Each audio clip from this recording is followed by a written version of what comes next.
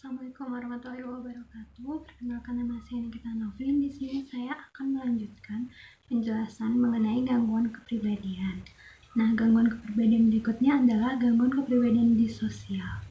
Apa itu gangguan kepribadian disosial? Penderita gangguan kepribadian disosial biasanya terlihat dari perbedaan yang besar antara perilaku yang dilakukan penderita dengan norma sosial yang berlaku. Gejala-gejala gangguan disosial ini yang pertama, bersikap tidak peduli dengan perasaan orang lain. Yang kedua, sikap yang tidak bertanggung jawab dan berlangsung terus-menerus serta tidak peduli terhadap norma, peraturan, dan kewajiban sosial. Yang ketiga, tidak mampu memelihara suatu hubungan. Dan yang keempat, cenderung menyalahkan orang lain. Nah, untuk penyebab dari gangguan kepribadian disosial ini, yang pertama adalah interaksi yang tidak baik terhadap lingkungan, yang kedua sering menjadi korban kekerasan saat usia kanak-kanak, dan yang ketiga adalah faktor genetik. Nah, untuk pencegahannya, yang pertama bisa dengan menerapkan pola asuh yang tepat, yang kedua menciptakan hubungan keluarga yang harmonis, dan yang ketiga adalah menghindari kekerasan fisik. Untuk penanganan dari gangguan kepribadian disosial ini, yang pertama bisa menggunakan psikoterapi, yaitu psikoterapi individual dan kelompok. Terus yang kedua bisa menggunakan cognitive behavior therapy atau CBT. Nah, selanjutnya kita masuk ke gangguan emosional tak stabil. Penderita gangguan emosional tak stabil ini biasanya memiliki kepribadian yang didominasi oleh ketidakstabilan dalam pergaulan sosial, citra diri, perasaan, dan tindakan tidak terduga serta menolong. Nah, ada dua tipe gangguan emosional tak stabil. Yang pertama itu tipe impulsif, dan yang kedua tipe ambang atau borderline. Nah, untuk gejala-gejala dari gangguan emosional tak stabil ini, yang pertama, terdapat kecenderungan yang mencolok untuk bertindak secara impulsif tanpa mempertimbangkan konsekuensinya bersamaan dengan ketidakstabilan emosional.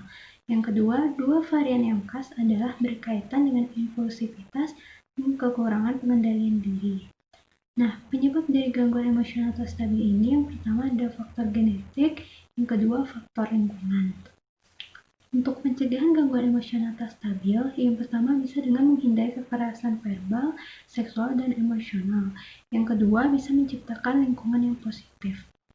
Untuk penanganan gangguan emosional tak stabil ini, yang pertama bisa ditangani dengan cognitive behavior therapy atau CBT, dan yang kedua melalui farmakoterapi. Nah, selanjutnya kita masuk ke gangguan kepribadian histrionik. Apa itu gangguan kepribadian histrionik? Penderita gangguan kepribadian histrionik biasanya memiliki pola kepribadian yang didominasi oleh emosi yang berlebihan dan mencari perhatian. Nah, untuk gejala-gejala gangguan kepribadian histrionik itu, yang pertama, ekspresi emosi yang dibuat-buat seperti bersandiwara yang dibesar-besarkan. Yang kedua, bersifat sugestif, mudah dipengaruhi orang lain atau keadaan.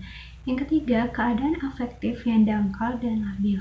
Dan yang keempat, terus-menerus mencari kegairahan, penghargaan dari orang lain, dan aktivitas di mana pasien menjadi pusat perhatian. Yang kelima, penampilan atau perilaku merangsang yang tidak memadai. Dan yang keenam, terlalu peduli dengan daya tarik fisik.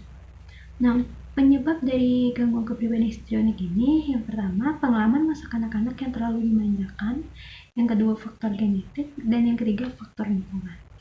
Untuk pencegahan gangguan kepribadian histrionik ini, yang pertama bisa dengan melatih aspek psikososial, yang kedua menciptakan lingkungan yang positif.